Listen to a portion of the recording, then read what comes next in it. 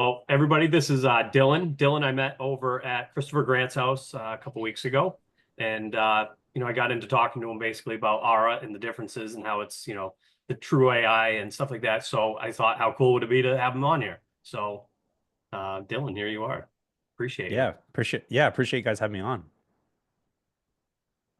So, I mean, I guess I think most of us probably have all been using Be Cool, and Okay. without knowing really what Aura is. I mean, so most of us all came from Miles's group, which Yeah. is he pushes Be Cool. Yep. So that's just kind of what most of us know. Totally. I'd love to hear more about it, understand it more. Currently, I'm going through it section 3 right now, so I don't even have any Repricer. Exciting. Yep. But nonetheless, I don't even have Be Cool at the moment. So Yeah. Aura was going to be my next step, and I was Nice. just going to give it a shot. But I mean, if you could sell me on it and go through Yeah, some of the features of it and whatnot, that'd be for great. sure. Yeah, for sure. So a little bit about us. We don't outsource anything. We don't have any VAs in the company. There's six of us. Everybody's downtown Boston.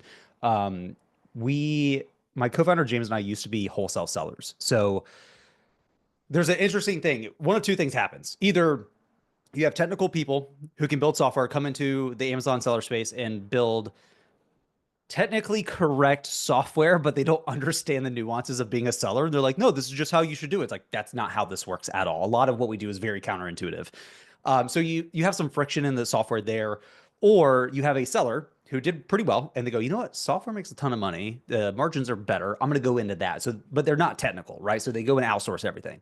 That creates its own problem. So we see kind of those two things happen quite a bit. Now there's a unique sliver that does occur, and like Smart Scout's a great example of this. Bin sellers, they are technical, they can write code, they understand how to make decisions in software, they can build good software. My co-founder is a computer science major. Funny enough, I was my first semester in college was computer science. I hated it, went to finance, thought I was going to go into investment banking, and then started a software company. So nothing makes sense in my life. Um, but I say that to say we don't have developers here. We actually have software engineers. It sounds like I'm splitting hairs here, but it's not true. We pay multi six figures for amazing software engineers who actually want to jump into calls with our customers and say, cool, like, what are you dealing with? Let me just fix that. Oh, you found a bug. Let me just fix that. So first and foremost, when people are like, how is Aura different than anybody else? I rarely start with the product. I start with the team. I'm sure you all have experienced this. Support in the Amazon software space. You feel good about it? No. Have great experiences? No. Right. I've been there. I've been that seller. When we first started the company, we said the two biggest pillars for us as a company is going to be easy to use intuitive software and amazing support. So when companies are like, oh, we have 24/7 support, I brag saying that we do not have 24/7 support because I think it's a misnomer. What people say we have 24/7 support, what they really mean is you can email us whenever. But our average response rate to you getting a email back is 18 hours. And it's probably not going to be good. And nobody really listened to what you were saying and like nothing got resolved. We don't do that. We do live chat from 9 a.m. to 5 p.m. EST Monday through Friday. You're going to talk to Casey or Finn. Both are in our downtown Boston office. Our two KPIs for that, because I measure that. The first one, very important, median first response time has to be less than 10 minutes during business hours. We tend to hit 6 minutes. Now, the follow up, once we're in a conversation, 2 minutes between us going back and forth. So we're trying to have as live of a conversation as possible. The second one is customer satisfaction. So every time we have an interaction, when that conversation is done, we're going to ask you, how do we do? Minimum for that is 95. We tend to hit 98 to 100%. And 98 is kind of like we just had like a weird conversation. Or somebody came in thinking we were the Aura Health Company. I'm like, no, that's not the case. So I can give you good customer service fast, which does matter because you're going to have questions. I mean, listen, at the end of the day, repricing is one of the most complicated softwares in the Amazon seller space. It's not just we have a database and you put information, retrieve it, update it, or delete it. Like that's basic. What we do is highly complicated. So you're going to have questions. You're going to have scenarios where you're like, I just don't know what to do with this listing. But what if you had a team behind you where you could just ask that question, say, hey, here's the listing. Here's kind of my thoughts. Here's what's happening. What should I do? And we'll look at it and say, here's what we would recommend. We'll do work with you. Like if you got 10 minutes worth of, or let's say you got 30 minutes worth of work you need to get done in your repricer, but you only got 5 minutes. You're busy. I get it. You got kids, all these different things, right? I would rather you take the 5 minutes to clearly type out, here's what I need to get done and send it to my team. I'll do it for you. It's not going to take us long. We're in our software every single day. So if you want somebody to be more hands-on with you, we'll do that. Or if you're like me and you're like, get out of my way, I got this. Great. We're out of your way. Right? So that's one aspect, right? Now getting to the product, there's a lot. I love when people are like, walk me through the feature list that is different. I'm like, that's such a hard thing to do. um, because there's a lot here. The two biggest things that I think sellers struggle with is speed and complexity. And these are getting worse over time. Like when I was an active seller, it was 8-ish years ago, or is about 8 years old. I've spent a third of my life in the seller space. Every year, it gets more complicated. So how do you solve the speed and complexity problem? Well, complexity is kind of interesting because when you look at the data, no one listing is the exact same or behaves similar to another, right? There's some listings where you can jump on, compete with Amazon, not a problem. You can win. Other listings, they don't care if you're $20 below and have a better offer. They're owning the buy box. So you have all these things that are not consistent. So when we started to rebuild Aura, because last year we spent 18 months basically rewriting every line of code. We changed languages, did all kinds of crazy, awesome stuff. We took a step back and said, okay, well, AI sounds cool, but it's a very, very broad term. It's like me saying, where is it? I like using this analogy. My stepson gave me this. It's like me saying this rubber duck has AI. Is that better? No. What's the actual use case here? What's the value? So you have to define, why are we using AI? You can't just use it as a marketing term. This drives me insane. What we realized is, okay, let's paint a picture of the ideal scenario.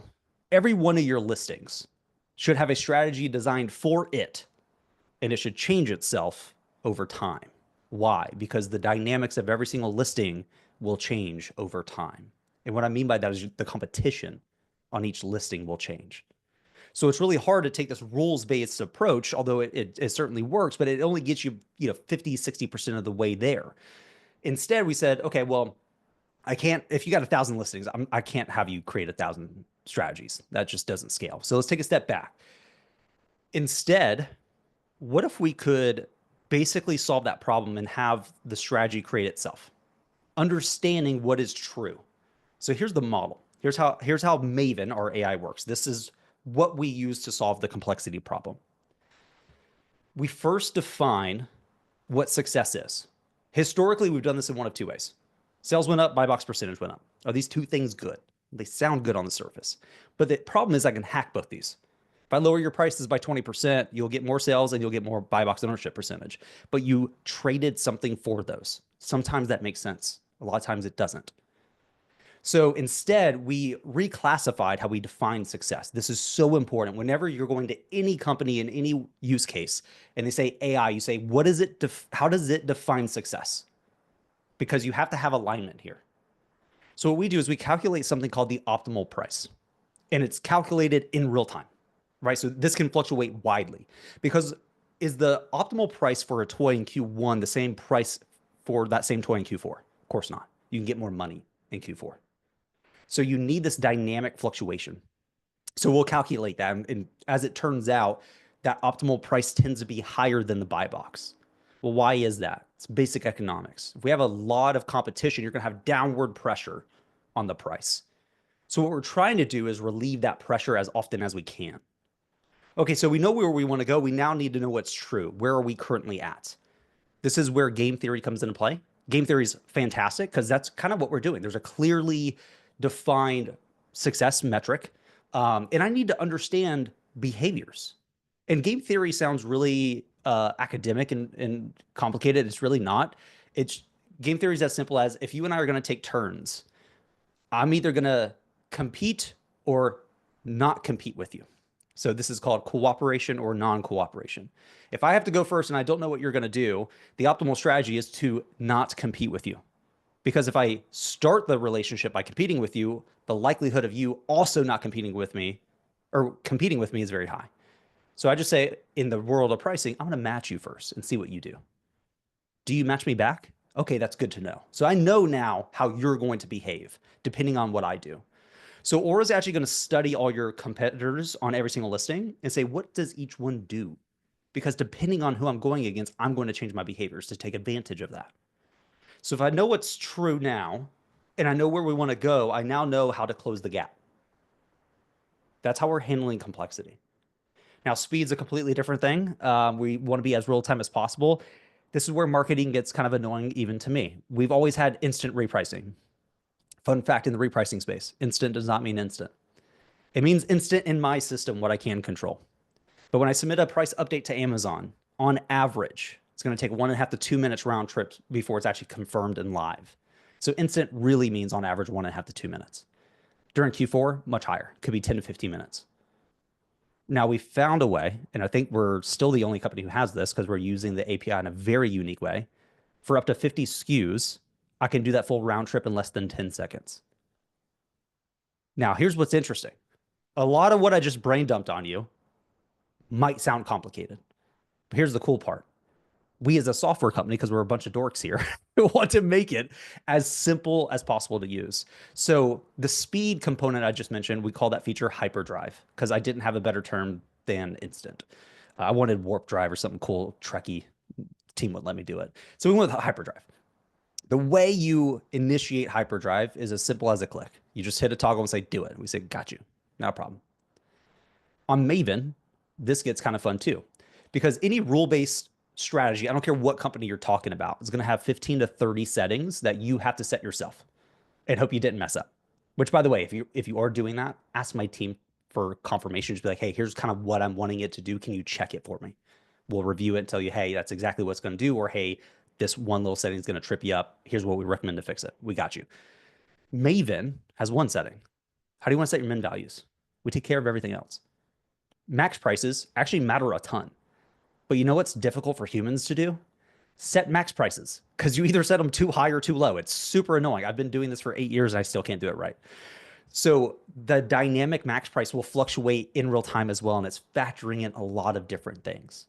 If we saw that the buy box got suppressed at $30, we'll keep that in mind. But if we see that the buy box then 2 weeks from now goes to $31, well, great. We don't need to adhere to that anymore. Things fluctuate very, very rapidly.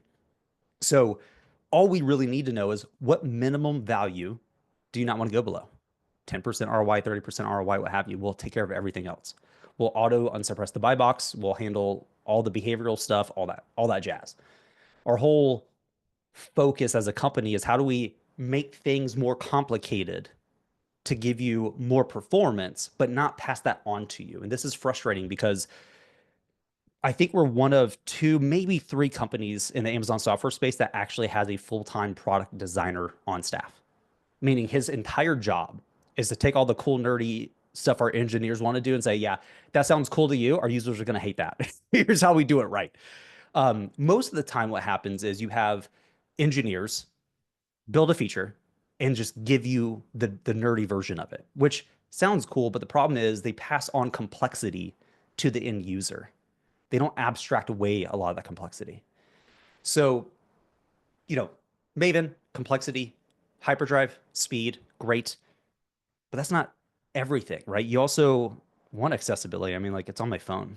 I'm sure if you can see it here, see if I'm still logged in. Like this is a live account here. It works on your phone. You know what I mean? Like there's these little nuanced things that I think developers completely miss. I've done RA, I've done OA, I've done whole site. I was horrible at OA. Did wholesale.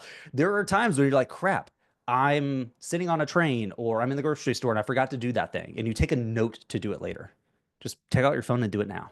Your phone's probably already in your hand anyways. Even support. If I need to just reach out to Casey or Finn, there's support right there. Right. So there's a lot more certainly. But those are the broad things that I'd like to mention. I don't like to feature dump in these conversations because that comes across very salesy. That's not our vibe. I want you to first understand how we think and how we build, because it's not just the product as it is today. It's how the product can evolve tomorrow. But yeah, there's a lot of other things like on a handful of pages, you can enable something called auto refresh. And all that's doing is every 5 seconds, the web page is checking with the backend system to say, do you have data that I'm not showing the user? And if so, load that data in. Right? Speed matters. Real-time data does matter. If you loaded a page with a bunch of important information and you're like, I need coffee. Great. That could be 10, 15 minutes later. You come back, that's outdated information to me. But with this, you don't have to remember, oh, I need to refresh the page. No, data's already as up to date as it needs to be. Um, so we have things like that. We're adding a bunch of new stuff right now on storefront names for your competition. We're working on age of inventory workflows. And for those who don't know, we have a feature called workflows, which if you're familiar with like a Zapier, we have event triggers and actions. So you can essentially go in and automate a bunch of different things. You can say, hey, when a new strategy comes in, maybe there's some filters, apply this new strategy to every new SKU that comes in and enable repricing. Great, got you. We're taking that concept and making it far more flexible as well. So you can in the near future be able to say, hey, when my age of inventory is greater than 30 days, go from strategy A to strategy B. And then when that's no longer true, go back to strategy A. Like our whole thing, which is so ironic because in software, one of the big metrics you look at is your daily active users. You want that to be sky high. I actually don't. I actually want you to log in far less because you make money when you buy and source inventory. So how do we build something that doesn't require you to become an expert in repricing and have to obsess over your setup? I was talking with Chris Grant literally earlier today about a feature we were looking at, getting his thoughts, and he's like, "Yeah, I log in twice a week, and that's it." He's like, "I feel bad saying that." I was like, "That's exactly what we're designed to do. I don't need you in here daily." That's a failure, in my opinion. Um, but yeah, I mean, listen, I'm happy to go down any rabbit holes. We're just not very salesy. We're a bunch of dorks. So whatever rabbit holes, questions you guys have, I'm happy to show the product too if you guys want to. But yeah, wherever you guys want to take this, I hope that was a good overview though. Yeah, no, that was definitely a good introduction to it. I don't know if anybody else has any questions that they'd already like to ask. I'd like to not go first. You can. I just want to see it in action. Show me. Okay, we can do that. I do have one question. Yeah, please. Or you mentioned rabbit holes. So I hear I have a friend that mentioned he's been struggling with sales with FBM with Aura. I don't know if Okay. it's just certain settings or some sort of rules that should apply. I'm It not sure. can. Yeah, it definitely can. Without knowing what strategy is being used, it's hard to exactly pinpoint what's happening there. What I would have him do is say, hey, reach out to support and tell them exactly that with a few SKU examples, and we'll dive deep into his exact account. Okay. It's hard for me to give like recommendations without looking at the data. My guess is one of two things. Either the merchant fulfilled listings are not very active listings themselves, so not expecting a ton of sales, or the strategy that he's using is maybe not as aggressive as he would want it to be. Is that for Tyler? That's for Angus. And you're not just saying that because we prep his products and we need FBM. No. He's just like was reaching out. I saw him post something and Okay. I don't know anything about the software. I just figured I'd mention it because you're here right now. And I was Yeah. like, I wonder if this just you Yeah. never know. No, I appreciate it. And this is why I always start the conversations with the team. I don't care how silly you think your question is. Please ask it in support. I tell everybody in these calls, abuse my team. And I say that tongue in cheek. They're there. They get paid really well. They love what they do. Ask them. Right? Like if you ever feel like something feels wrong, even if you can't put your finger on what it is, just say that. Hey, something feels wrong. I feel like I should be getting more sales than I should. That's enough. We can dig in and kind of figure things out. But yeah, I appreciate you bringing that up too. Okay, so let's take a look here. Okay, so this is a live account. We have an internal OA account just for testing. So, when we started rolling out Maven, we alpha test everything before it goes to beta, before it goes to public, right? Because what happened with AI? AI got brought to market in repricing. Everybody hated it because it tanked everything.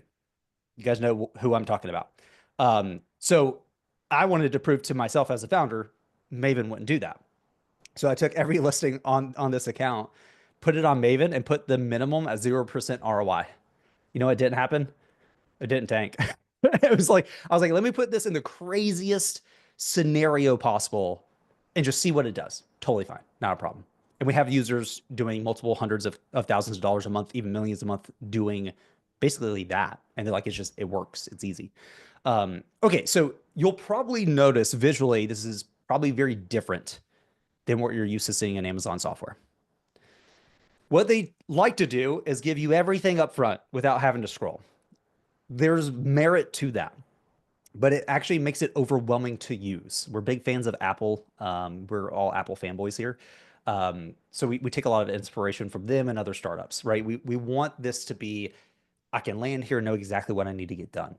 So on the dashboard, pretty straightforward: sales, ROI, margin, all that good stuff. A few numbers to keep track of, which ones are out of the buy box as an example. We have some wholesale stuff in here that's just going to rotate. And then we have this performance section. So how many price updates are being made? What's the buy box percentage? And then the units sold. This is just how's things going, right? One thing we're doing for Q4, by the way, is this guy, which is really fun. I love Shopify, and every year they do this live dashboard for all of Shopify's platform, showing real-time sales data. We're like, that's so sick. And it was kind of like a last-minute idea, but we're like, let's do this for every single user.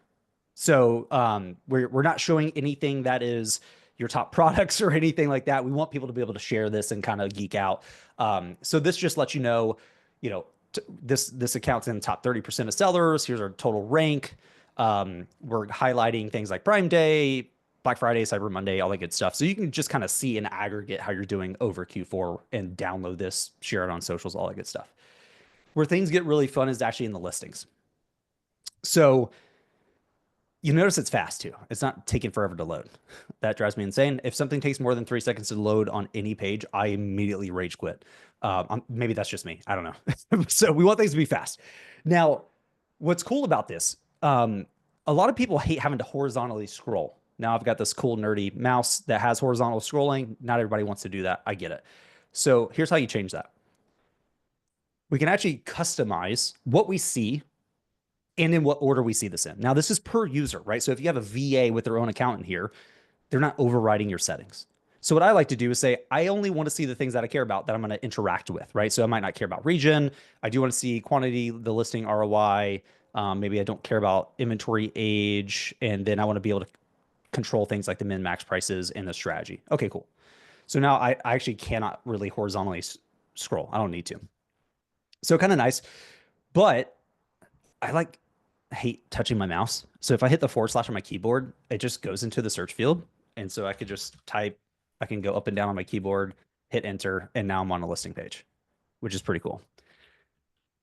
Now there's 2 types of searching you can do. If you're looking for a specific SKU, great, do what I just did, right? I can find it right there. If I'm looking for specific groups, if you will, I can use this small search here. Now this is cool because it's looking for the title, the ASIN, and the SKU. So if I change this to all, let's say I embed things into my SKUs, right? Like the source. So if I do Walmart, here's all my Walmart stuff, right? Nice and easy. And now I can just bulk action this, do whatever I need to get done. Super easy. Now for the other dorks in the room, the way we're doing this is actually in the address bar. So if I change this to topic, there we go. So you can build some, if you use like Raycast or any cool like extensions, you can create these cool like pre-search things for you. Now you can add filters too. You can definitely get super fun with this. So I can say, hey, the region is just United States and the condition is new, as an example. And again, we're doing all this in the address bar up here as well. So easy, fast, nice. I can control everything I need to here. But let's go into an active listing, because this is where a lot of sellers struggle in other tools. Because what we're trying to do is give you a ton of information in a non-overwhelming way. So we do this using 2 models. One is layers, and the second one is a pyramid of information. And I'll explain both those. So when I land on this page, I'm just going to refresh it, right? Everything right now we see is called above the fold. This is the most important real estate of any website, because you don't have to take any actions. Well, there's a few things you might come here to do. You might already have some changes you want to get get done, great. Just change those, not a problem. Or you might just want to see how things are going as a whole. Am I getting sales? What have you? This one actually went out of stock not too long ago. But let's say I want to go deeper. I'm like, you know what? It doesn't really answer every question I have. Okay, let's go deeper. So as I start to scroll, I'm getting access to more information. So I can see the current fee structure. I can see the current profit, the current ranking. Let me go to a better listing. This is usually my go-to here.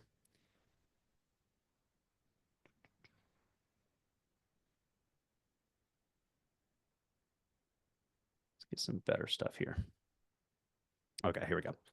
Okay, so what's nice is, again, that auto refresh I mentioned, we're going to toggle that on. Okay, so I can see the current profit.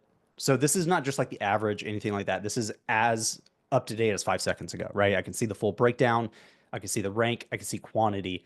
What's cool about quantity, and I wish I had a better example, this will expand and shrink as it needs to. So we had a user with 300 units and 13 different inventory statuses. So we showed all 13. I've been told we update this faster than it's updated in Seller Central, which is kind of nice. So as real time as we can get information. And then you'll notice that performance section from the dashboard, but this is particular just to this listing. So we have price updates, units sold, buy box ownership percentage, like we saw before, but there's a fourth one here that's super important. This is like your personal Keepa. This lets you know where your price is going. Because you can't just say, okay, well, I'm getting a lot of price updates. That's good. Maybe, but not if you're not getting any sales. Or my buy box percentage is 100%. Sure, that sounds good, but is your price tanking by 40%? So by having these gridded out, we're able to see a larger picture of how things are going. And you'll notice, by the way, that the settings is scrolling with us. Because by the time I'm down here, I probably want to make a change. I might want to change my strategy as an example. And remember that hyperdrive we were talking about? It's off, and now it's on. It's that simple. So pretty cool stuff. Now, that's that pyramid, the layer stuff here. If I click into the buy box value here, and this is currently suppressed, we'll see a list of all the current sellers. Right now, we're the only one, and it's suppressed. I can also click over here and actually go to that seller, which is pretty cool. So this will auto update as well. So you get to actually see where you're at relative to the market. Who's in the buy box? This one's actually back ordered, which is what this little guy means right here, which is why it's suppressed. Who's it fulfilled by? All that good stuff. So as deep as you want to go, you can, but it's not just all stuff at the top of this page, which can feel very overwhelming. And then on the strategy side, and I'll pause after this, pretty straightforward. You got some role-based stuff here, and then you got Maven. That's me nerdily talking about the same stuff I'm talking about with you guys, but a little bit more higher production quality. And then all we're going to do is say, cool, I want a minimum of, let's call it 15%. I'm going to let Maven handle the optimal price for me, or the maximum price for me. I'm going to let it auto unsuppress buy boxes. I'm going to name it, and I'm done. That's it. Pretty straightforward. But I'm going to pause there, and we'll dive into some questions if anybody has any. Where do the cost of goods go in? So it really depends. We have 3 integrations. We have Inventory Lab, Scan Power, and Restock Pro. If you have those enabled, it's automatic, pretty real time. Then you can do it manually per SKU. Don't recommend that. Takes way too long. We do have an uploads feature. So actually, let me kick over there and show you that. So sometimes you need to make massive bulk changes, right? So if I go to uploads, I can download a pre-filled template. This will include every single SKU and all of its settings.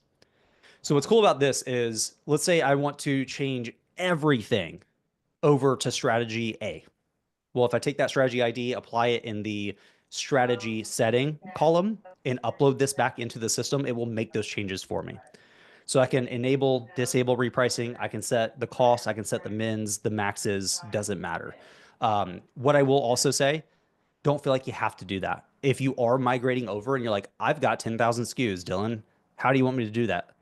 Send my team via chat the export. All I need to know is the SKU and its cost. We will format it for you, upload it into your system. Not a problem. It'll take us like 5-10 minutes.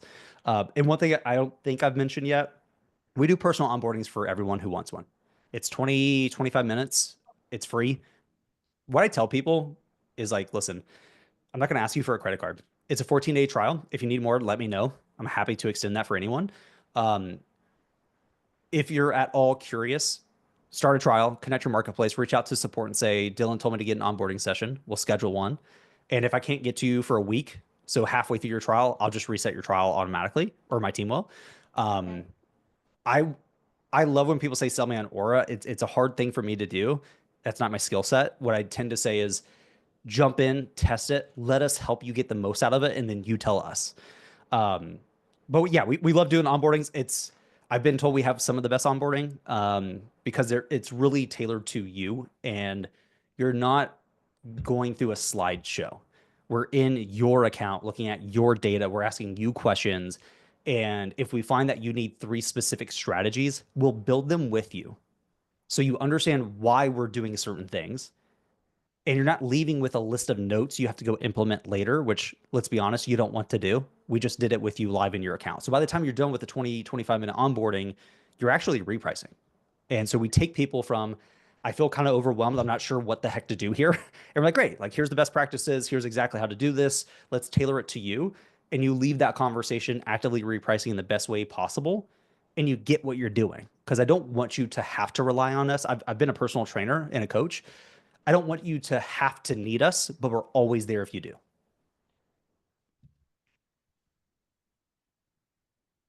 All right. Appreciate all of that. Actually, Yeah, for you want to sure. go first, Rick? Yeah, so I have actually been using Aura for a while. How you doing, Dylan? Awesome. I have been using Aura for a while. I did try the Be Cool thing. I can tell everybody on this call, it's so much freaking easier. It really, really is. But with that said, I do have some questions, right? I've got a couple. Of course. Yeah. Bring them on. How does Aura calculate the ROI Uh-huh. when we're talking? Because when I use Sellerboard, right? So and Yeah. I'm sure a lot of Totally. people on here do, right? So the ROIs from Sellerboard and the ROIs that you see within Aura are usually 2 very different things. Absolutely. How does Aura calculate it versus Sellerboard? I know that there's Mhm. shipping costs involved, et cetera, whether or not you got, Yeah. optimized, blah, blah, blah. Which Yeah, of the for 2 sure. are more accurate? Like, Your you know what I'm seller board saying? is going to be more accurate because Right. they're built to try and get you your net profitability. What Aura Mhm. is trying to show you is your gross ROI, right? So we're looking at the fees, the cost you told us you paid for it, all that stuff that we Right. can get via the API. Okay. In all transparency, I think this is an area we could do 10 times better on, and we're already looking at this because there's things Mhm. like prep costs, right? Like if you just know on average you're going to pay $1.25 for prep, you kind of just want to apply that to everything. Right. So we are looking at ways for you guys to be able to add additional costs, but please, please don't try to use your repricer. I don't care which one we're talking about or including to Mhm. get your net profitability, right? Like Right. it's Right. you're Right. not going to have a good time. So yeah, when you're looking at that, the ROI stuff in Aura, think Mhm. about that as gross. That's Okay. everything at the unit level. We're not factoring in things like FBA inbound. We're not factoring that in quite yet. There's a few different ways you can do it. Welcome to software. There's like 3 ways you can do it, and all 3 are Mm. the right way to enough users that you have to pick at some point. So Right. we try to be somewhat conscientious when we're rolling out new features to make sure it works for the average Right. person. That's why you're going to see those differences. And I can say too, I've seen tools where we're looking at the exact same data and the calculations are wrong.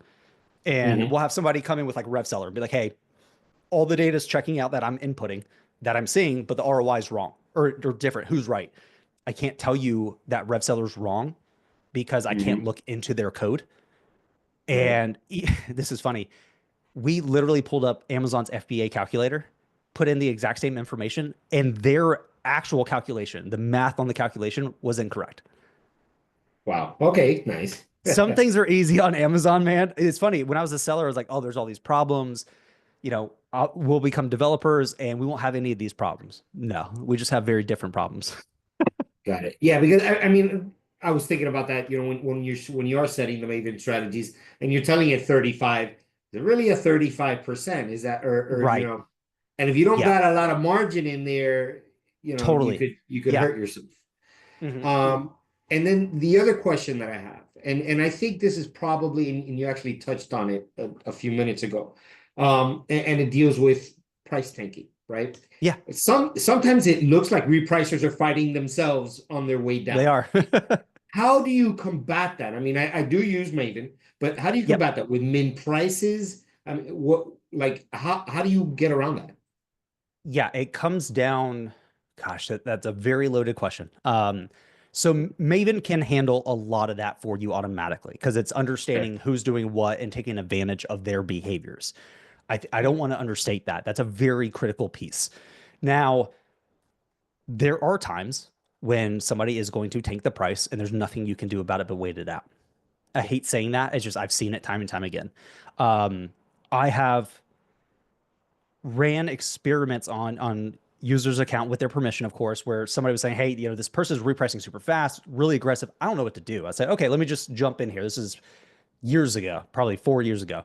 And I said, you know what? I have this theory that if I know they're going to go down,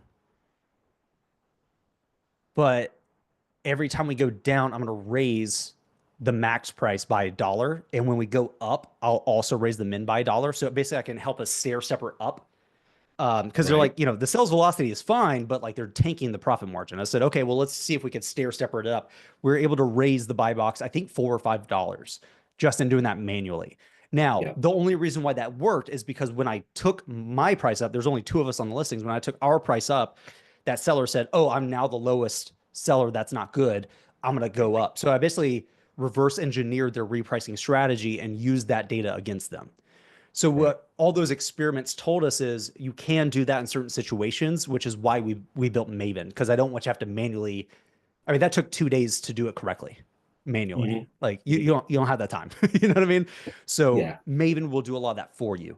But then again, when I did wholesale, I would intentionally tank a listing, drop the buy box on you, let's say $10 below, knowing you weren't actively repricing. I would boost my price up, wait for you to sell out, thinking it tanked, and then I would just recover the buy box in my profitability 2 days later and be fine. So as much as we hate price tanking and all that stuff, where I like to get sellers to go mentally is it happens. What's important is how you can take advantage of it, right? There's an opportunity in every problem, and it's just kind of thinking outside the box. But with Aura, what we try to do is not require that of you and say, let us do that work for you. And then you just get the benefit.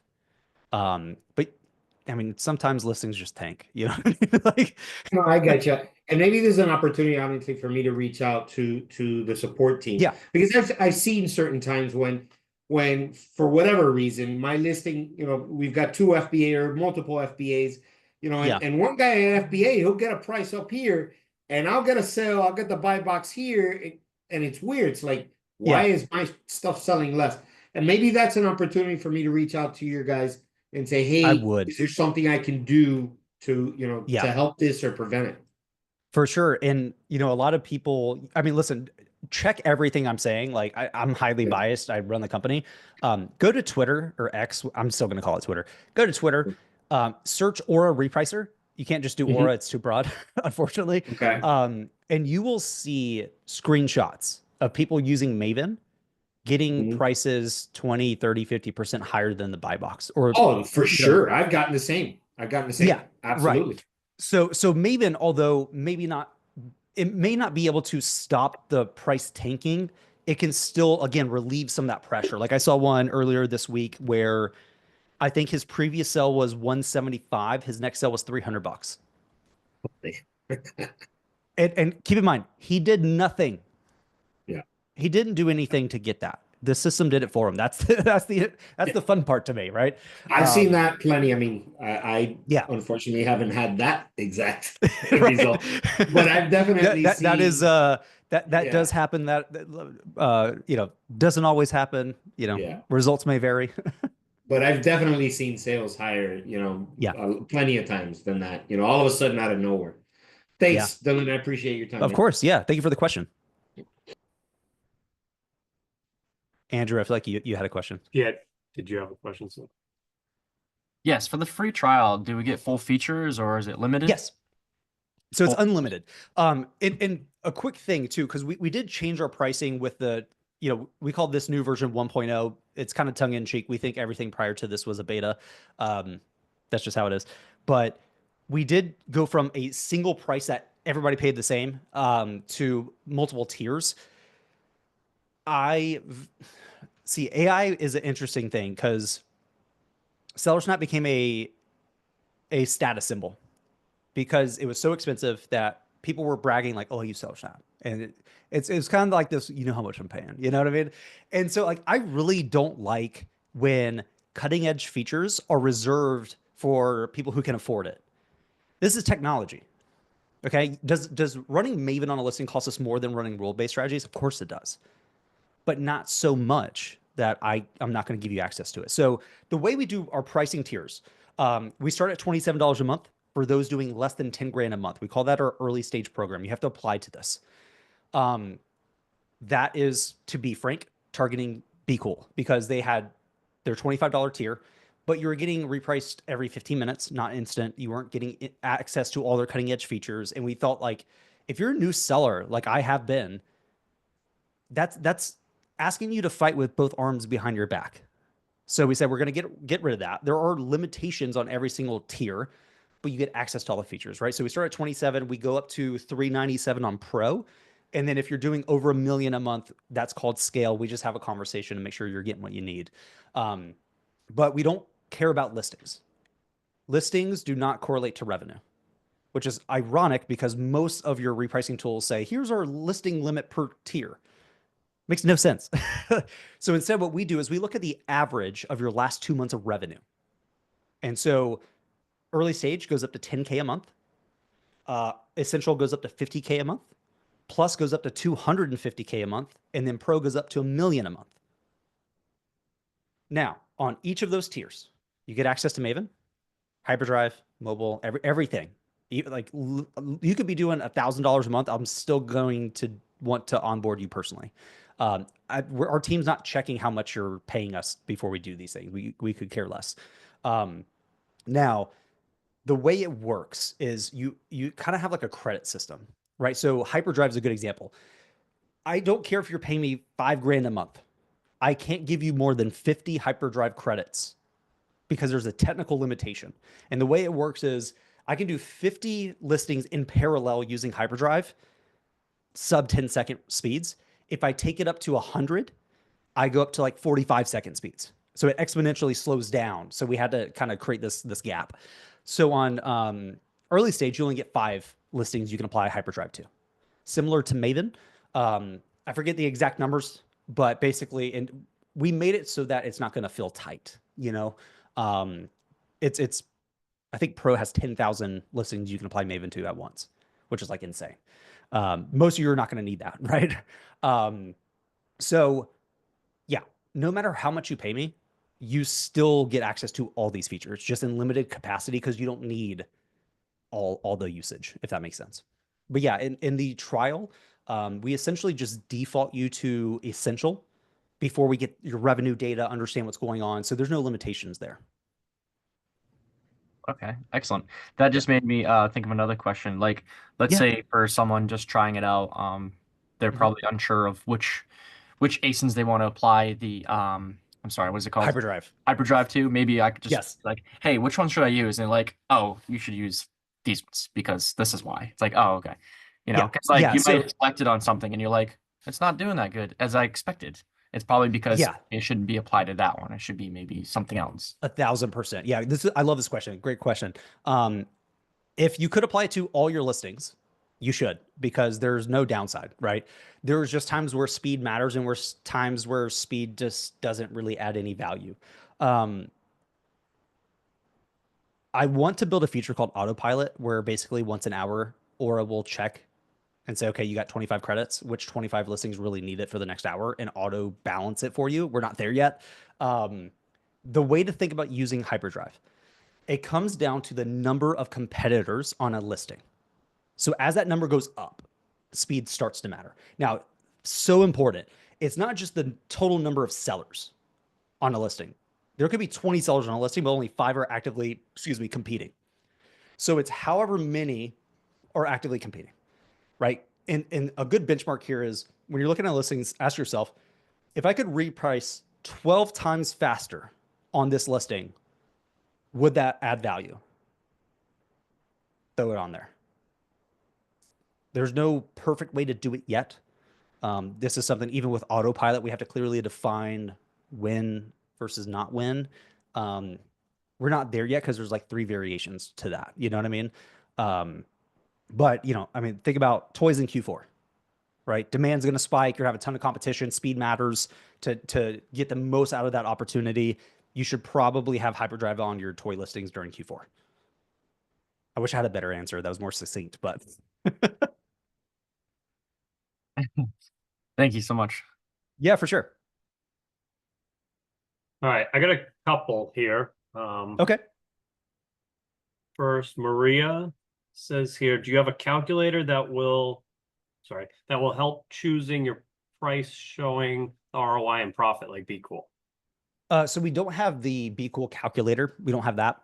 What I can say though is if you're hovering over your profit number on any listing, we will give you the calculation. So you can't make changes to it, but we do break it down for you.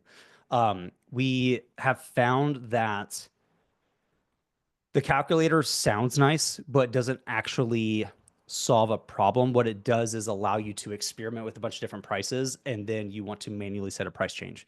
Our philosophy is slightly different than that. We instead want you to think of in terms of systems, right? How do I build my repricer to handle things for me? Because the thing about it, if you're spending tons of time in your repricing tool, you're trading that opportunity for sourcing. You make money when you buy inventory, not when you sell it. I know that sounds weird, but that's the reality of it. And so the more time you can spend sourcing instead of kind of playing around with the numbers, the faster you're going to grow. You really, especially sellers at a large scale, think in averages, right? They think of the model as a whole. They're not in there optimizing each individual SKU and stuff like that. They say, here's kind of the range I want to be in. This is the system I'm building. It works. How do I feed more inputs into that system and let the system take care of itself? All right. Let's see here. Does your system handle FBA versus FBM? Meaning, Nice, thank you. if you have it both, can you have, you know, different strategies, I guess you'd call it, per? You can. Yeah. So Aura looks at the SKU level, right? So if you have a FBA SKU and a merchant fulfilled SKU, they can have 2 separate strategies. Maven will also understand your offer type compared to the competitor's offer type and factor that stuff in as well. So you can use Maven with merchant fulfilled. It obviously works dramatically better on FBA, but that's true of all repricing, no matter what type it is. But yeah, you can definitely do that. All right. And then this one here. So I'm assuming most of the people in here have a repricer already actively going. What would be the best course of action if they say they wanted to use out, you know, the trial, Yeah, while still having their other one alongside? yeah, I love this philosophy. What I would recommend is you start a trial. You're going to need to turn every repricing thing off in your current system. Otherwise, it is pure chaos and you will not enjoy it. You won't have a good time. Trust me, I've seen it happen where our systems are not talking to one another, understandably, and we make a price change that forces a price change over here, and all of a sudden we're making price changes every second, and none of them make any daggum sense. So you want to think binary, right? Off here entirely, on here entirely. Now, what you can do though is you could take a segment of your listings, right? You could say, okay, I'm gonna take my top 25 listings. I'm only gonna use Aura for testing on those. I'll turn those off in my current system. You can do that as well. That makes a lot more sense. Yeah. The app, can we see that? How functional for that sure. is? I know you can't do screen share on it, but So it's cool. You don't download this. This is what's called a PWA, a progressive web app. Basically, you log in on your browser and you add it as a bookmark. The system knows you're on a mobile device and says, great, give you the mobile version. We have a help desk article on how to do it. It takes like 2 seconds. It doesn't matter if it's Android, any of that, right? Everything that is on the desktop is here because they're technically the same code base. So including, let's go to listings. Okay. Well, all the settings that I set for my listing filtering also works here, right? So if I want to see ROI first, I set that on my desktop. That's also true here. So I can scroll, I can do all the things. I can click into one of these guys. Sorry, I wish there was a cleaner way to show you. You'll notice the design is different, but it's all the exact same data, right? So if I want to make there's a little settings tab here, a little drawer. If I click that, I can change all my settings. So everything you can do on the desktop, you can do here, including Wow. create strategies, right? So Super. let's create a really complicated AI strategy. Ready? I'm going to go to strategies. I'm going to hit add strategy. I'm going to choose Maven. Sorry, I'm trying to see this. Hit continue. Not watch the nerdy video myself. I'm going to say I want, let's just call it 5% minimum ROI. Continue. And then I'm going to let it auto unsuppress. And then I'm going to name it. I'm just going to give it my name. I'm going to hit finish. I'm done. Everything you can do on your on that. And funny enough, I've tested this. I think Aura is the only repricing software that can work on pretty much any device minus an Apple Watch. I have put my Model 3 in FSD mode, pulled up the browser, logged into Aura, and made strategy changes. Wow. When I say we're a bunch of dorks here, it's not tongue in cheek. Like, I we think really the dig app out. part So it is works pretty cool to have. Yeah, it's great. So like, clean. it works on your iPad. It doesn't matter the device. It just knows what you're on and goes, great, I'm going to optimize myself for what you're on. So that's not a problem at all. And again, chat support's also there. So if you're like, I have a burning question, great, send it over. Not a problem. Nice. Here's a nice burning question for everybody. A lot of us are migrating away from Amazon, or maybe not so much away from, but to other platforms. A little Walmart. diversification. Is there anything? Yeah. Is there any future plans for Walmart? Yes. So we recently got accepted and approved for Walmart's API. Here's the rub that we're already seeing. I'm also excited, but they're a new tech company, is what I will say. Their API limitations are very interesting. So every API is going to have what's called throttling. Basically, I can only hit that so many times per so many minutes, as an example. Amazon's been around the block. Has no problem. The model for Amazon is that those rate limits is per developer user pair. So they scale infinitely, right? I can have 10,000 users. It doesn't matter. Walmart's model is slightly different where it's per developer. And it's not very fast. Like, you can basically make price changes every 10 minutes. That's not to say that's when it's confirmed. That's how often I can submit them. That's for everyone. So running the initial math, it looks like there's a mathematical limit to how many users you could ever have. I hope that changes. We are actively working with their team to make those changes. But I agree. We see sellers becoming or having to become multi-channel, and this creates its own problems. So we're working on Walmart right now. That's definitely like top tier for us. There's a stealth project that we're working on. It's completely different software that is going to allow you to have access to your data and make better decisions in a very flexible, non-limitation led way. That's all I can tell you. That's all I can tease, at least right now. But yeah, Walmart's a big deal. So, we're seeing a lot of sellers getting hit with Section 3s that are just like, I'm done, I'm going to Walmart. So it's something we do want to do, but as is true with every software that has what's called platform risk, AKA we make money by sitting on top of Amazon, we're as limited as they want us to be. So we're hoping that will change. So I like to set good expectations here. We were fighting to get the API more robust, more scalable, but we're kind of in the early days right now. And they're way more hands-on. So we technically cannot launch until we demo the product to their team and they approve it. We can still beta test. So what I will say, if you're an Aura user, you get to beta test it before it ever goes live, because they have given us permission to basically do that. Because I told them I can't build software and not have a user see it and then launch it. That makes no sense. So they are allowing us to beta test, but I cannot publicly launch until they've reviewed it. Fun times. That's pretty cool, actually. Yeah. Does anybody else have any other burning questions that they'd like to ask before we let Dillon go here? No? I mean, you're over here saying you're not a salesman, but I think you did a pretty good job at it. So I appreciate all of that I appreciate it. all of that info. That was great. Yeah, no, I appreciate it, guys. I don't know, Amanda, you got some stern eyes. I can't tell if you're tired or I'm so tired, Dylan. I'm trying to stay awake. my, I was like, I have to go walk around. my whole goal in this conversation was like, I got to get Amanda's interest on this. I was like, that's going to be my goal this one. No, I'm interested. Tyler, who we prepped for, he uses it and he talks very highly of it.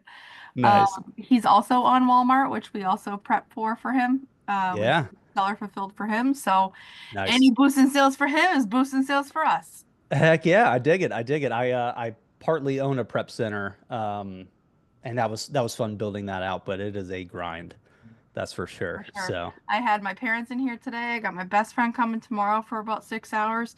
heck yeah. This is the week. Like Yes.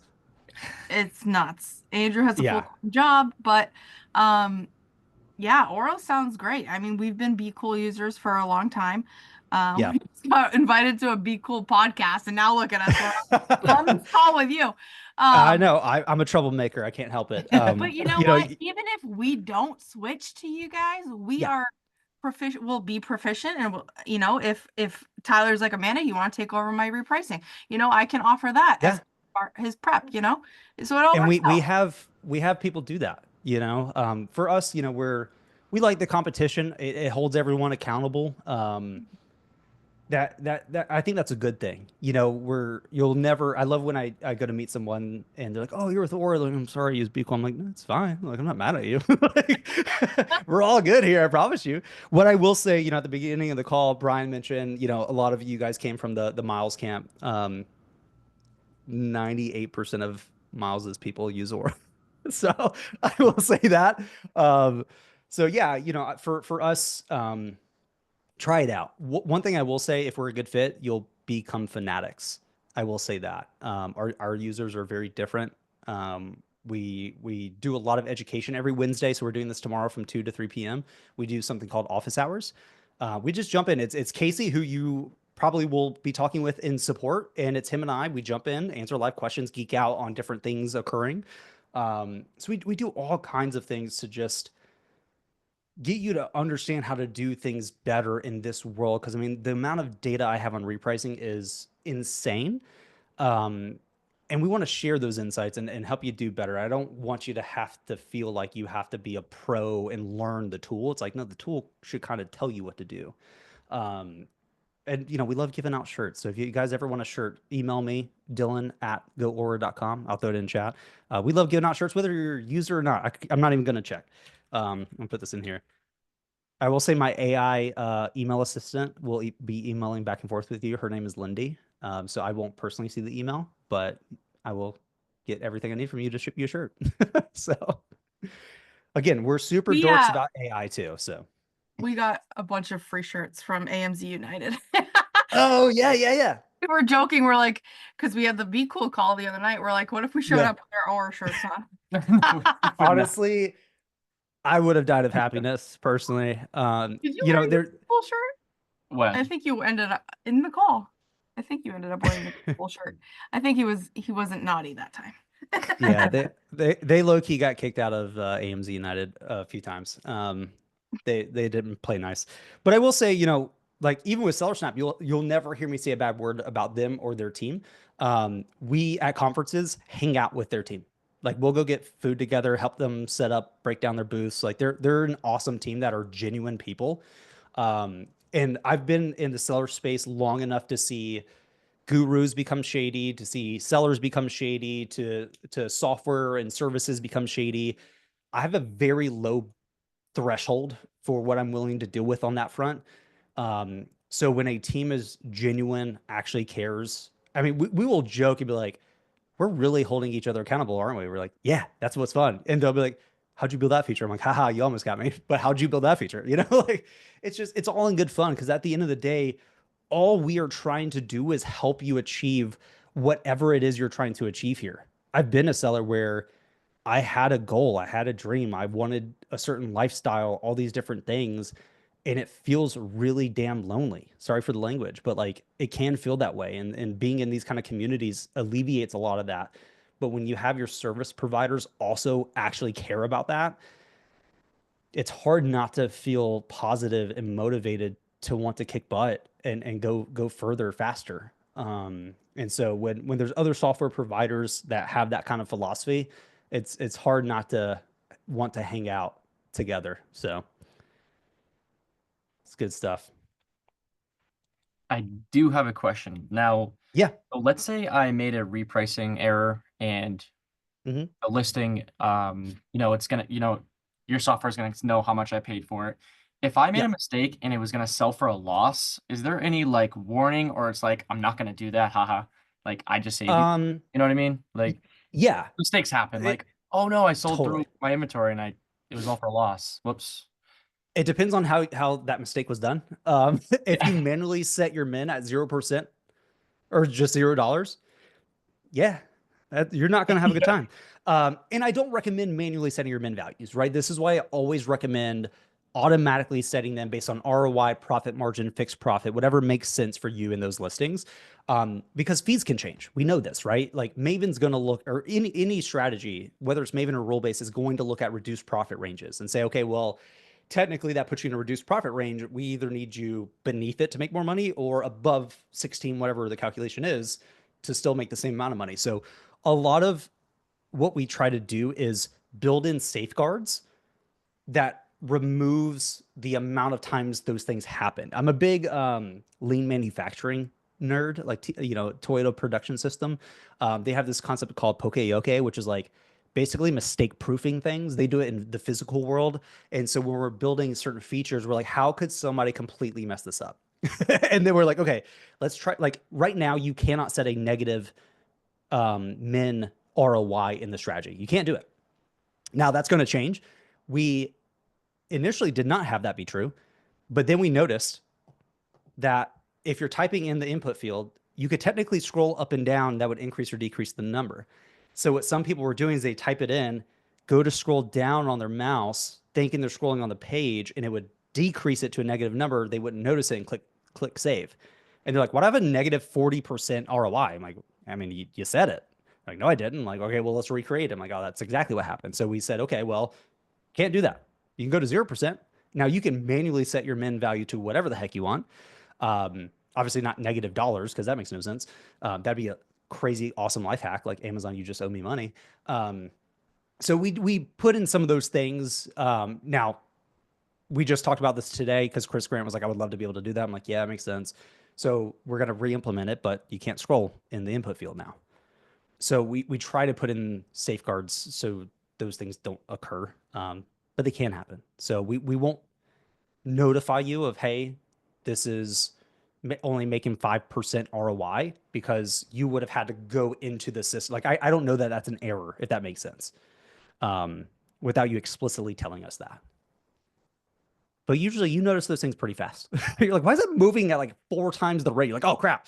And again, that's why having it on your phone matters, because you could be at dinner and be like, oh, sales look crazy awesome today. You dig deeper, you're like, oh crap, I gotta fix that. Do it on your phone. Problem solved. Yeah, I'm Go back mentioning to that dinner. because on Be Cool, I bulk set my entire catalog to, I can't remember what the ROI was, but I was selling a bunch of Yeah. shoes at a lower ROI than I wanted to, and I'm like, I'm getting a lot of sales, and I'm like, wait a sec, this is way lower than I wanted to be. No, Yeah. like this is not good, because I just Yeah. did it, and I was like, I want more sales, like click, Sure. and I was like, hold on, I just kind of killed some like listings because Hmm. the repricer just was like, oh, well, you're allowing to do this. So Yeah, that's the hard part of what we do. There are things that you can say where I'm like, for you, you would never want to do that, but for another seller, they always want to do that, which I've seen some crazy things. And so some of what we have to do is hold space for the wrong thing being the right thing, if that makes sense. And so again, this is why I think our team matters. Have us quick check things. If you're ever just like, I think this is right, reach out to the support team and just be like, just ask. We're happy to review things. And like, making those bulk changes. If you use the uploads feature, you could download that exact same upload and then just change the strategy ID to the correct strategy, re-upload it, and it's done. So a lot of the things that could go wrong, we try to make it easy to revert when you make mistakes too. Yeah. Did I see thumbnails in the app too? There are, yeah, totally. I Yeah, like even that. on mobile. I like the Yeah. thumbnail part in general. Yeah, I feel like it's like an extra way to like navigate around. we by design didn't have images because the images were ugly like 8 years ago. Like they're not consistent. There was no real like standardization. And then that changed, luckily. There's actually a lot of things we do to product images to make them pretty. Because we're like, oh, we got this beautiful software, and then we throw in a bunch of ugly product images. It doesn't look horrible. But we found a way to like manipulate the images to make them like consistent, put white backgrounds, all that good stuff. I will say you cannot click the images to go to the product listing on Amazon. There's a different way to do that. We're probably going to change that this week because we had enough people be like, I just want to click the image. I'm like, yeah, okay, fine. So that will probably happen too.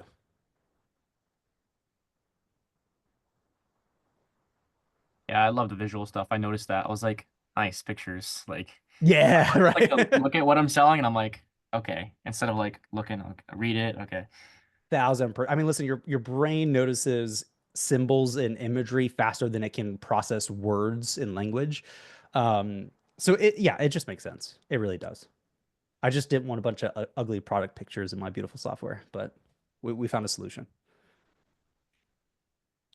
Is the prep center up for sharing of yours? The one that I use, or the one that I have? The one that you part own? Yeah. Yeah. So it's network prep, Chaz and Trista. Oh, okay. Yeah, I I just, basically set up their entire Airtable and automation system because initially they reached out just to kind of chat because I'm into the lean manufacturing stuff, and I was like, yeah, let's chat. We're friends. And then I was like, let me just build it. And they're like, what? And I was like, yeah, let me build the entire infrastructure. You guys do all that stuff. And like, yeah, they're like, all right, like, sounds good. So I think I flew there one time and I was like, all right, here's a stopwatch. We're going to start tracking every second of how long it takes to prep. And like, I basically helped them install lean manufacturing principles into the company to help them scale. But I'm not super obviously in day to day. That's out in Oregon, but yeah. I know of at least one client you have in here then. Yeah. Cool. Yeah. Andrew and Amanda, if you guys ever want to geek out, Paul Akers, Akers on YouTube.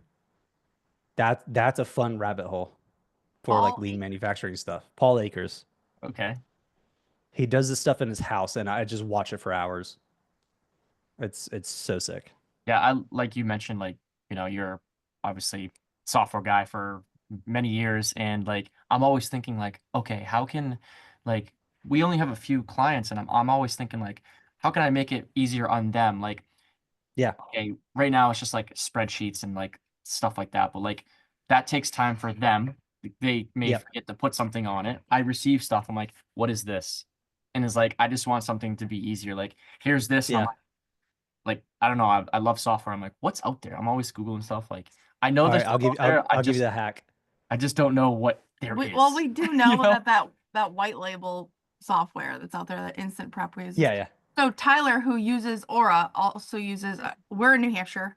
We're Okay. part of the prep center. Like, he uses two prep centers. He uses us, and then he uses Instant Fulfillment, which is like 2 hours away from us. And Yeah. oh, I shouldn't have just name dropped, but they were. I'm sorry, because I'm about to say something, and I don't want to talk shit about people. It's they What are you gonna say? they're moving and they're moving into a bigger location, so they kind of lost some stuff, but they're Yeah. finding it.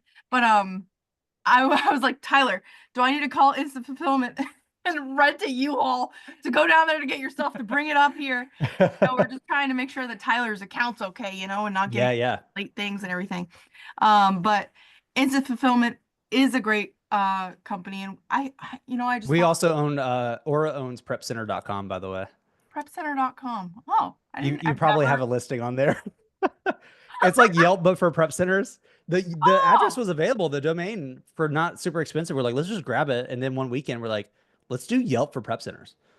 that's And just hacked it cool. together. And it ranks on SEO. One thing I will say, um, I gave a presentation at AMZ United talking about like AI in the future and stuff like that. And some of the stuff I'm doing is pretty interesting. So you guys might like Lindy.ai, Lindy.ai. It's like Zapier, but if it was made for AI.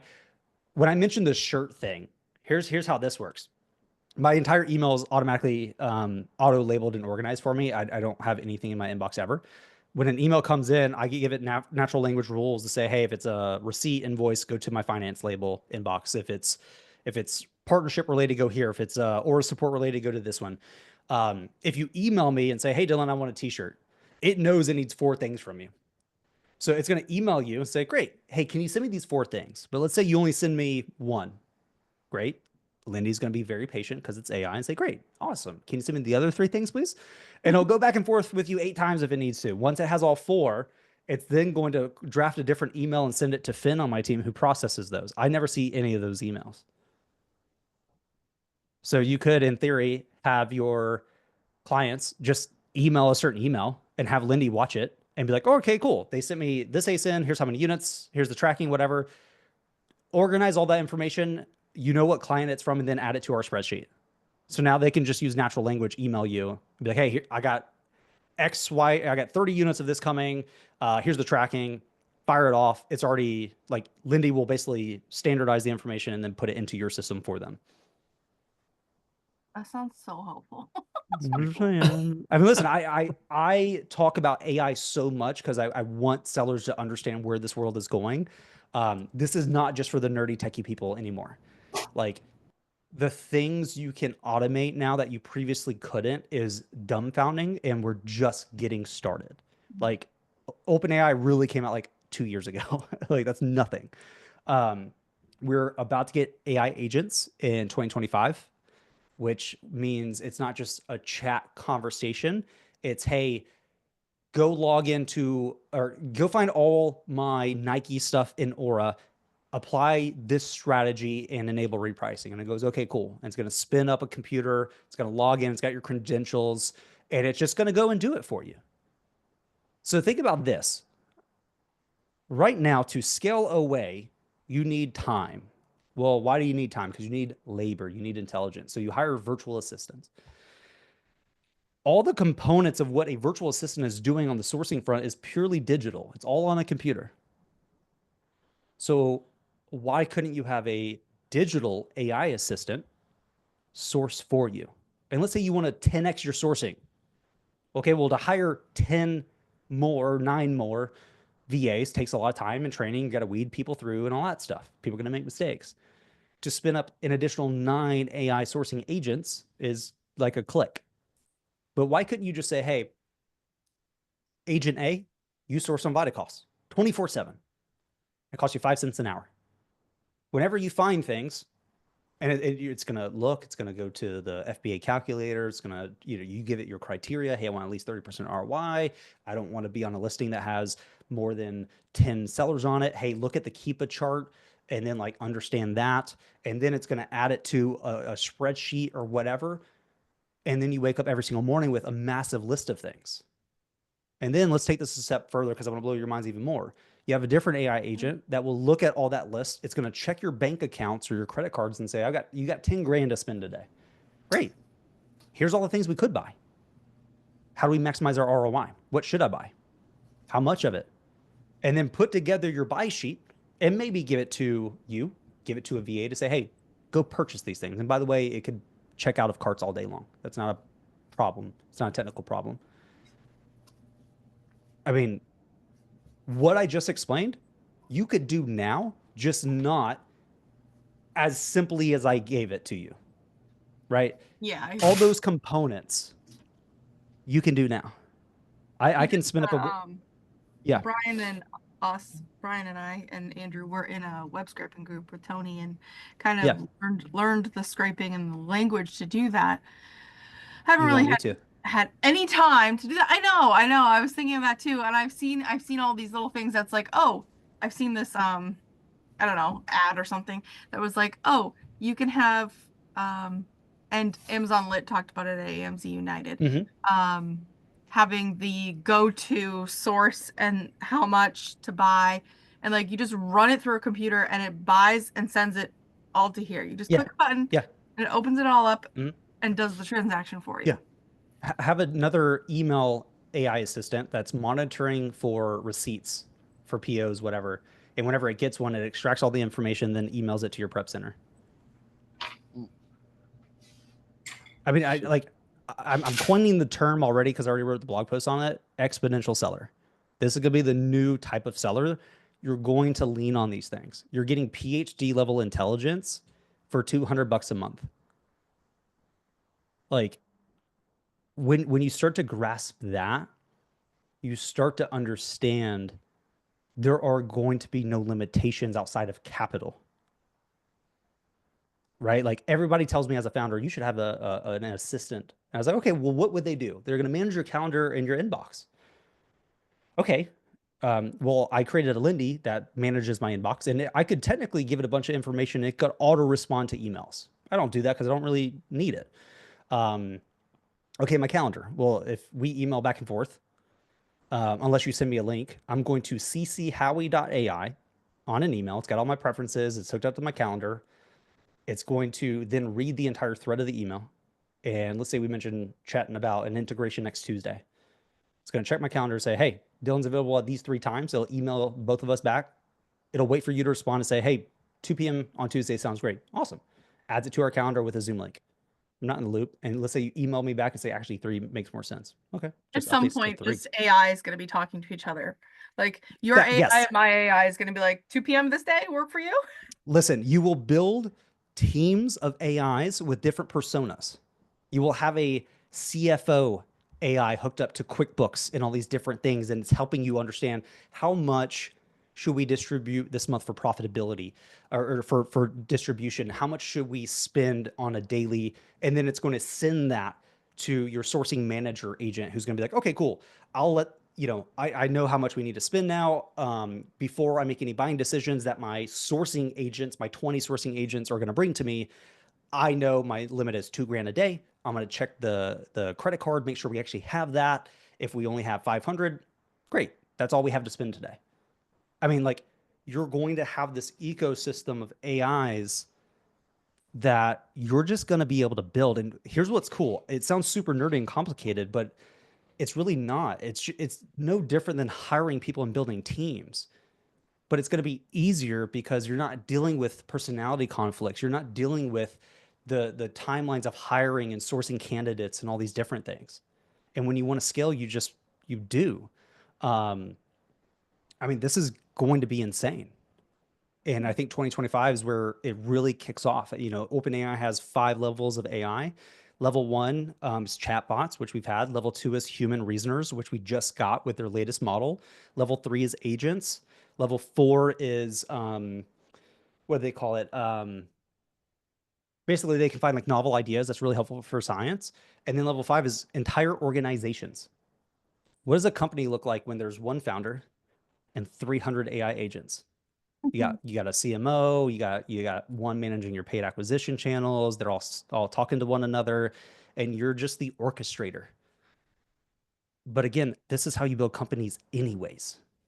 You have org charts, you hire strategically and all these different things. There's KPIs, blah blah blah blah blah. But now you're going to do that. You're not going to need to pay somebody 6 figures to do a kick-ass job. You're going to pay $200 a month for a CFO that's going to tell you exactly how to run the business from a financial perspective, handle all your tax stuff, everything. You're going to be able to operate like you're a Fortune 50 company, and it's just going to be you. You might have a friend in the company just to have somebody to talk with day to day, right? Like, but this is again not reserved just for high tech companies. They're definitely going to implement it faster. But you, as a solo business owner, what have you, will have access to this. And this is why we had such a strong opinion of giving Maven accessibility to every seller. That's the world we're going towards. It's not this, you have to pay to play kind of world anymore. It's like, no, as long as you got enough, you can jump in. I mean, I use AI every single day in some way, shape, or form. It helps. I I'm a talked to huge Trekkie ChatGPT fan. to create me a grocery list, and I have a crock pot Yeah. meal. I just want just AI to cook the crock pot meal. There is a robot that will do that. You can preload it with ingredients. It will cook you a meal. That one's kind of pricey though, but yeah, I mean, you know what I mean? It's like my car drives me places. I can, have a bunch of information on my personal life, like who's my vet, and have it hooked up to my calendar and say, hey, I need a vet appointment for Georgia for this thing. And it goes, cool, let me check your calendar. It knows my preferences. It knows I like to do those things on, Monday mornings or Friday afternoons. It calls them and books it and just comes back an hour later. It's like, hey, that's done. It's on your calendar. Thanks. What's next? I mean, oh my God. Like I it's- it- recently yeah. saw, I know you're very busy and your time is limited, but I just want to throw this in there. I Yeah. saw, I'm kind of catching on here. I'm not that old. On Twitter, in Yeah. the comments, these people very obviously are using social media AI assistants, and it's just assistants talking to each other in the like creating engagement on posts to obviously boost in the algorithm and earn people money. But so you just see these, I'm scrolling through and I'm like, okay, this is just two robots talking to each other. Yeah. Yeah. But So and that sounds funny, but what if they were solving problems for you?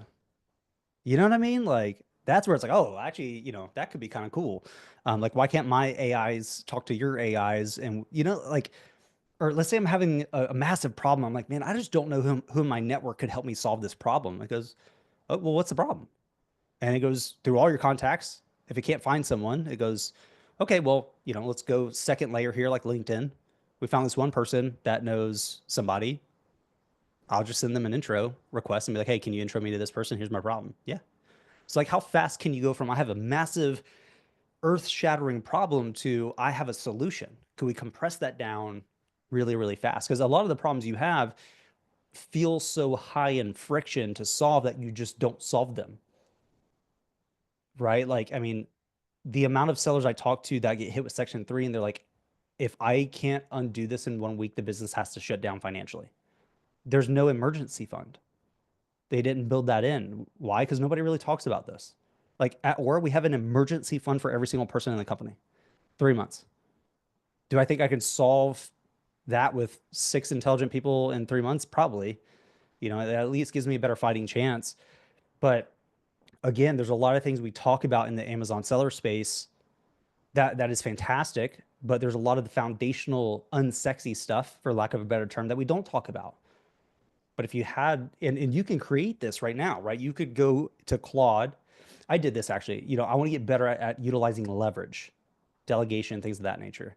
So I went through a course called Building a Mountain of Levers. Have accumulated a ton of articles and stuff like that, but I still struggle to implement it. So I created a project, uploaded all that information, entire books, like Dan Martell's Buy Back Your Time, great book. I uploaded the entire PDF and gave it a persona. Said, hey, you're my leverage coach. And it goes, okay. I said, hey, I'm struggling right now. I'm a little overwhelmed. What should I do? Let's talk about it. And so now I have a cleaning company starting on Friday, and it's recommending all kinds of different things. I'm like, awesome. Like, but it's like I had access to all this information, but the friction of just pouring through it and organizing it and sequencing it was too much for I have ADD, short-term memory deficit, and dyslexia. So my executive function kind of sucks, right? So I can augment that by just being like, what should I do? And it goes, do this. And I can say, that feels like a lot. Okay, let's break it down. Holy crap. So if you want to learn any subject, pour in as much books and information on the subject as possible and have a conversation. If you really want to make the finances of your business 10 times better and more resilient, great. Go find that information, create a project in Claude, in Anthropic, and ask it that and just see what it recommends. It might tell you something. I mean, language is so important, right? Like if you don't know the term, you can't ask the question. But if nobody else around you brings up the term, you never have access to that segment of knowledge. But AI kind of solves that. It could be like, hey, you should have an emergency fund for your business. So you could be like, I've never thought about that. Well, great. Now you have. We're half solved. right? Like, how do I do that? Okay, well, I don't want to do that in 1 month. I don't want to put 3 months worth of costs into an account in 1 month. Okay, that's fine. Let's do it over 3 months. Let's do it over 6 months. Like, it's dumbfounding. Is I'm at almost a loss of words because of what it's going to allow you to achieve. I mean, God, imagine having 10 AIs with PhD levels of intelligence at your disposal for $200 a month. I mean, I pay for a handful of AI services, and I think in total, I'm at like 150, and that's like pushing it, right? Like OpenAI's 20, Claude's 20. I have this AI like friend journal thing called Dot, which is just kind of fun. That's like $11. Howie's $15. I use Granola, which is like Fireflies for recording meetings. That's actually free. I don't know how I haven't paid them yet. So like, it's cheap and it's getting better. And like, I can wake up tomorrow and the model changed and I didn't pay any extra, but I just went from a high school level of intelligence to a PhD level of intelligence overnight. Crazy. Absolutely crazy. I'm going to stop there because I could geek for hours on this stuff. I could probably listen to it for hours. I was gonna say, maybe we need to schedule another call for this, Dylan. This is very interesting. Hey, listen, if you guys ever want to sit down and really see this stuff in action, I'm more than happy to. What I'll do in chat, That would be amazing. because I get asked, hey, what tool should I use? I wrote a blog post and I update this. I test everything. Like I've Okay. got this little guy. It's called Rabbit Art One. It's got like AI built into it. It's actually just beautiful. I don't really use it. It's just a beautiful piece of hardware.